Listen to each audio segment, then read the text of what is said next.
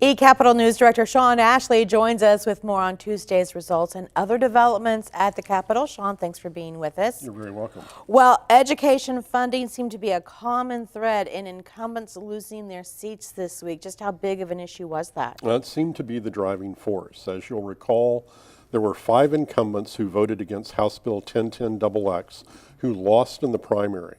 When we made it to the primary runoff, there were another 6 who lost their seats. These included Representative Travis Dunlap, Representative George Faught, Representative Bobby Cleveland, Representative Jeff Cootie, Representative Mike Ritz, and Representative Tess Teague.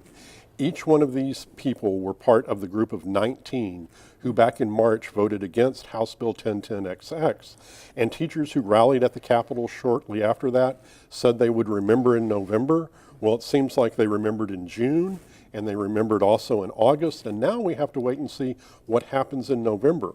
It's not that we have people who voted against the bill necessarily on the ballot then, but we have to see how they treat incumbents when that election rolls around. It's not a party issue, funding the budget and taking care of the state teachers. That's exactly right. It's a good lesson for all of us. I understand that, well, everyone knows there was a really close race for the Attorney General's seat. Why was there not a recount?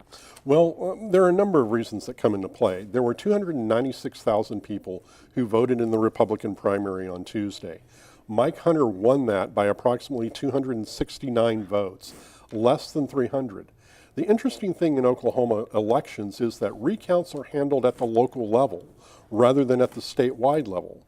So if Gettner Drummond, his opponent in that race, had wanted a recount, he would have had to pick and choose counties where he thought he had the greatest chance of picking up votes.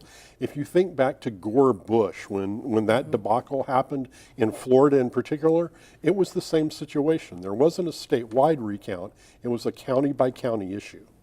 All right, and finally, the big seat in Oklahoma, the governor's seat. I understand everyone thinks that's going to be a very close race. What do you foresee as being the main issues in that race? Well, again, it appears that the issue of education will be at the top of discussion. Democrat Drew Edmondson has already been talking about that. Republican Kevin Stitt has made that an issue as well. And certainly Chris Powell, the Libertarian on the ballot, will be brought into that discussion as well. Some of the other usual topics will also be there, and it'll be for the candidates to debate and settle. We are on the downhill run to November. That's exactly right. All right, Sean Ashley with eCapitol, thank you for being with us. You're very welcome.